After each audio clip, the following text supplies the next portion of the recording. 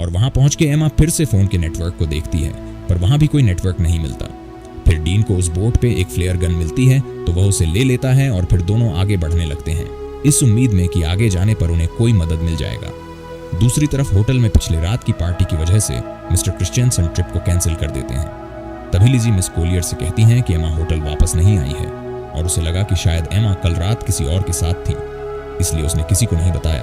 और वह बताती है कि उसने एमा को आखिरी बार पार्टी बोर्ड पर देखा था। इसके बाद मिस्टर क्रिश्चियनसन सबकी अटेंडेंस लेते हैं, तो उन्हें पता चलता है कि डीन भी यहाँ मौजूद नहीं है। अब इससे इनको पता चल जाता है कि डीन और एमा दोनों ग्रुप से मिसिंग हैं। उसके बाद पुलिस आकर एमा के दोस्तों से पूछताछ करते हैं। तो मिस कोलियर पुलिस से पूछती है कि क्या उन्हें ढूंढने का कोई तरीका है, तो पुलिस कहते हैं कि ऐसे केस अक्सर होते रहते हैं, शायद वह खुद से ही वापस आ जाए, लेकिन अगर वह समुद्र में कहीं फंस गए हों तो दोनों को ढूंढना थोड़ा मुश्किल हो सकता है। और यह बात जब डीन के पिता को पता लगता है कि उनका बेटा खो गया है, तो यह सुनकर वह तुरंत स्कूल जाते हैं और वहां एमा की मां बारबरा से मिलते हैं और उसी समय फील भी वहां आ जाता है और यहाँ सब परेशान होकर प्रिंसिपल से दोनों बच्चों के खोने के बारे में पूछने लगते हैं, पर प्रिंसिपल ठीक से कोई जवाब नहीं दे पाते, जिसके बाद वह तीनों वहां से चले जाते हैं। वहीं एमा और डीन आगे बढ़ रहे थे और कुछ दूर चलने के बाद उन्हें जंगल के अंदर एक खूबसूरत वाटरफॉल दिखाई देता है। डीन को यह बहुत अच्छा लगता है, तो वह एमा को उसका एक तस्वीर लेने के लिए कहता है, पर एमा उसे मना कर देती है। वह कहती है कि हम यहाँ फंसे हुए हैं और तुम्हें यहाँ अच्छा लग रहा है। मुझे इस ट्रिप में प्रोजेक्ट के लिए अच्छे मार्क चाहिए थे। मुझे आगे प्रिंसटन यूनिवर्सिटी में पढ़ना है। अगर हम जल्द से जल्द यहाँ से नहीं निकल पाए तो सब बर्बाद हो जाएगा। इसके बाद वह आगे बढ़ते हैं और कुछ घंटे बाद वह दोनों इस आइलैंड के बिल्कुल किनारे पे आ जाते हैं, पर अब तक यहाँ उन्हें ना कोई रास्ता मिला था और ना ही कोई मदद। ये देख के वह वापस बोट की तरफ जाने का सोचते हैं। उसके बाद वह दोनों वापस बोट की तरफ जाते हैं और जाकर देखते हैं कि किनारे में उनकी बोट नहीं है। समुद्र की लहर बोट को कहीं ले गया था और अब सिर्फ उन्हें वहां एक लाइफ जैकेट मिलता है। फिर आगे हम देखते हैं कि वह पूरा दिन चलते चलते थक चुके थे और सूरज भी डूब जाता है। इसके बाद डीन आग जलाता है और दोनों यहीं पर आज रात रुकने का फैसला करते हैं। डीन देखता है कि एमा को ठंड लग रही है, तो वो एमा को अपनी शर्ट उतार कर दे देता है। फिर दोनों बातें करने लगते हैं कि कल तक शायद हमारे पेरेंट्स हमें ढूंढ कर निकाल लेंगे। अब आगे हम देखते हैं कि सुबह हो जाती है और डीन जाग कर देखता है कि एमा यहाँ नहीं है, तो वो उसे ढूंढते हुए जाकर देखता है कि एमा समुद्र के किनारे पर SOS लिख रही है।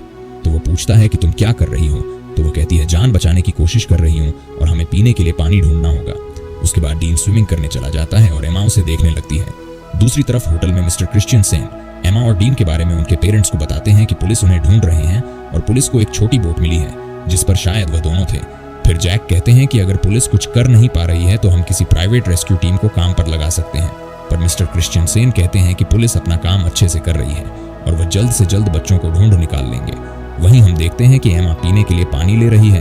तभी उसे अजीब सा कुछ महसूस होने लगता है। उसे लग रहा होता है कि उसके आसपास कोई है और उसे देख रहा है, तो वो घबराकर वहां से चली आती है। इसके बाद दोनों मिलकर धूप से बचने के लिए पत्तों से एक छोटी सी झोपड़ी तैयार करते हैं और थोड़ी देर बाद एमा समुद्र के किनारे बड़ा करके SOS लिखती है ताकि रेस्क्यू टीम अगर यहाँ से गुजरे तो वो उन्हें मिल जाए। फिर दोनों को जो भी इस आइलैंड पर खाने लायक मिलता है वो ढूंढ के खाने लगते हैं और डीन को केले का एक पेड़ मिलता है, तो वो तोड़ के दोनों पेड़ भर के खाते हैं। अब इस आइलैंड में गर्मी बहुत होती है और एमा फुल पैंट नहीं पहन सकती और वो पैंटी पहनकर भी नहीं रह सकती, तो वो अपनी फुल पैंट को काट के शॉर्ट कर लेती है। इसके बाद एमा देखती है कि डीन उस झोपड़ी में आकर सो रहा है, तो वो भी उसके पास आकर सो जाती है। तभी अचानक डीन एमा की तरफ मुड़ता है और उस पर हाथ रख देता है, पर एमा को यह अच्छा लगता है और वह कुछ नहीं कहती। फिर अगले दिन जब एमा वाटरफॉल में नहा रही होती है तब डीन आकर उससे सनस्क्रीन मांगता है, तो एमा डीन को कहती है कि मैं यहाँ नहा रही हूँ, तुम दूसरी तरफ जाओ। तो डीन कहता है कि तुम ही ने तो मुझे यहाँ पहरेदारी करने के लिए कहा है। ये सुनकर एमा कहती है कि इस आइलैंड में कोई और भी है, इसलिए मैंने कहा था। उधर होटल में बर्ब एमा को लेकर बहुत परेशान थी और न्यूज में यह बताया जा रहा था कि एमा और डीन के गायब होने की केस अब ऑफिशियल हो गई है और अब पुलिस को लगता है कि वह दोनों मर चुके हैं और अब वह उनकी लाश ढूंढ रहे हैं। और फील तैयार हो रहा था घर जाने के लिए, क्योंकि एमा की छोटी बहन स्टेसी घर में अकेली है, पर बारबरा अभी भी घिराई हुई है। तो फील बर्ब से कहता है कि एमा मिल जाएगी और यह कह के वह उसे गले लगा लेता है। जिसके बाद अगले दिन जैक बर्ब के साथ हेलीकॉप्टर लेकर एमा और डीन को ढूंढने निकल पड़ता है और वहीं आइलैंड में थोड़ी देर के बाद रात होने वाली है और एमा डीन को बता रही होती है कि वह अपने परिवार को बहुत याद कर रही है। तभी डीन को वहां पर किसी इंसान की खोपड़ी मिलती है, तो एमा उसे देखकर बहुत डर जाती है और कहती है कि यह भी हमारी तरह शायद यहाँ फंस गया होगा और इसकी ये हालत हो गई, और अब हमारी हालत भी शायद इसी के जैसा हो जाए। कहा पर डीन उसे कहता है कि यह शायद कोई मछुआरा या फिर कोई स्मगलर होगा जो यहाँ आकर मर गया था, लेकिन हमारे पीछे हमारे पेरेंट्स हैं और हम यहाँ अकेले नहीं हैं।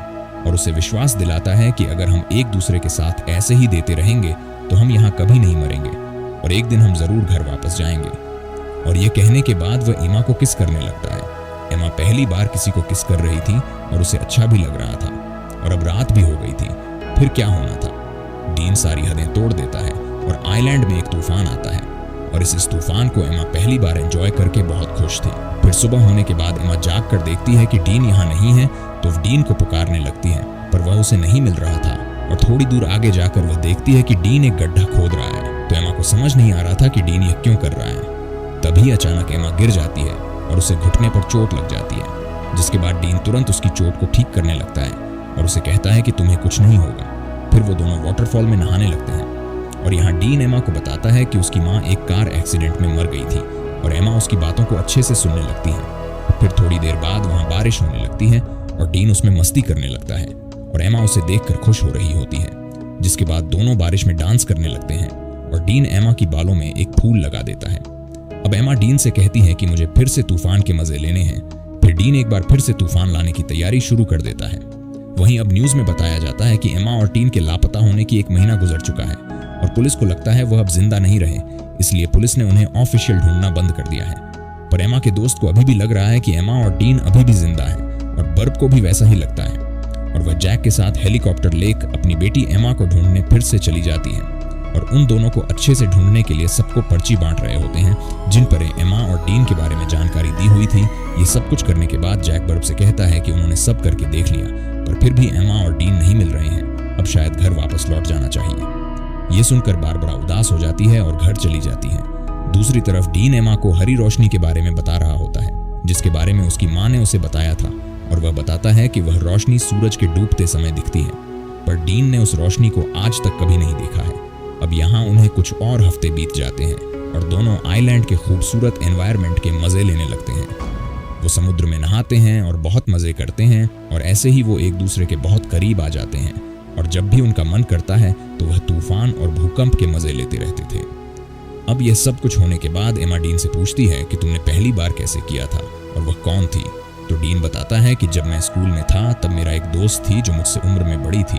अब डीन जानता था कि एमा की यह सब कुछ पहली बार थी, तो वह पूछता है तुम्हें कैसा लगा।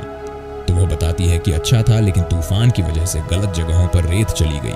इसके बाद एमा कहती है कि मुझे और एक्सपीरियंस करनी है, तो डीन कहता है कि ठीक है। अब आगे हम देखते हैं कि दोनों जंगल में जाते हैं कुछ फल लाने के लिए, और डीन थोड़ी आगे जाकर फल तोड़ने लगता है।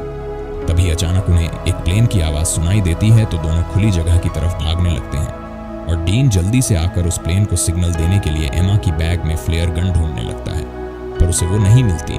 लेकिन तब तक वो प्लेन उनसे बहुत दूर चली जाती है। फिर एमा फिर से उस फ्लेयर गन को ढूंढने लगती है, पर उसे भी नहीं मिलती।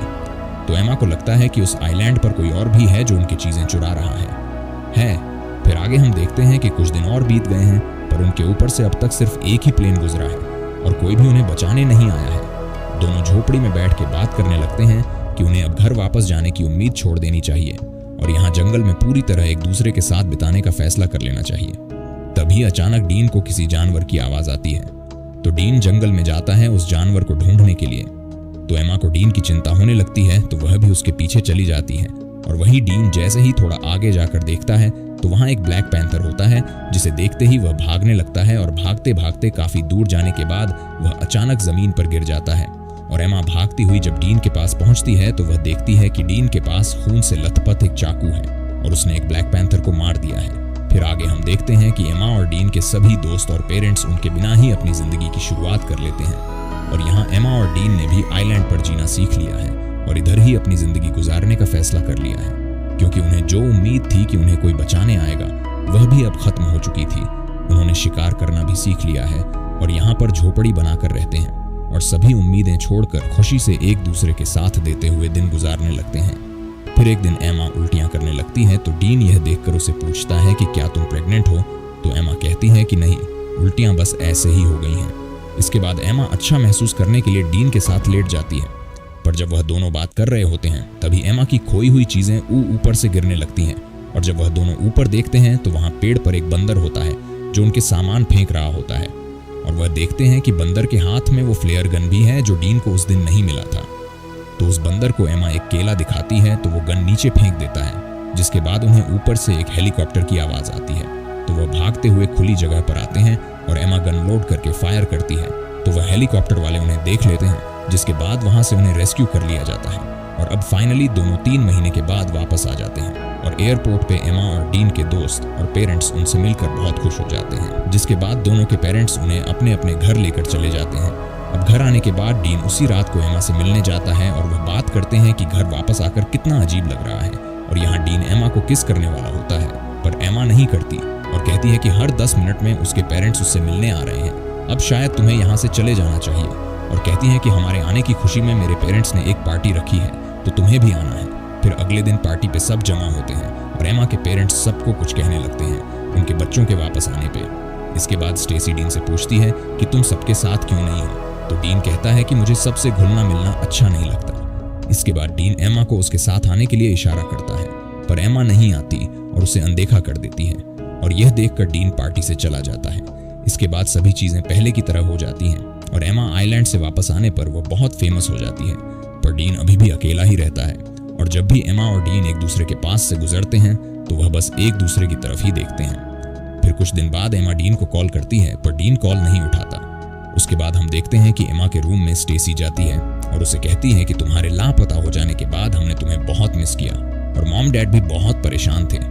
हमने तो सोच लिया था कि शायद हमने तुम्हें बिल्कुल खो दिया है, लेकिन आज हम सब अच्छे से एक साथ हैं और बहुत खुश हैं। फिर एमा स्टेसी से कहती है कि तुम मेरी बहुत अच्छी बहन हो, और फिर वह दोनों एक साथ प्रोम पार्टी में जाने का डिसाइड करते हैं। दूसरी ओर हम डीन को देखते हैं जो अपनी माँ के कब्र पर जाता है और अपनी माँ को मिस करते हुए बहुत रोता है। अब प्रोम पार्टी की रात डीन टीवी देख रहा होता है तो उसके पिता उसे पूछते हैं कि क्या पार्टी में तुम मेरे कोट पहनकर जाना चाहोगे। दूसरी तरफ एमा पार्टी में अपनी बहन के साथ पहुंच गई थी, जिसके बाद लिज उसके पास आती है और एमा को एक सरप्राइज देने के लिए आगे ले जाने लगती है। और तभी एमा देखती है कि बाहर बारिश में डीन कोट पहन के खड़ा है और एमा का इंतजार कर रहा है। ये देखकर एमा आइलैंड की वो सब कुछ याद करने लगती है। इसके बाद पार्टी से बाहर आकर एमा डीन के पास जाती है और यहाँ दोनों बहुत खुश होते हैं और किस करने लगते हैं। और इसी सीन के साथ ये कहानी यहीं पर खत्म हो जाती है।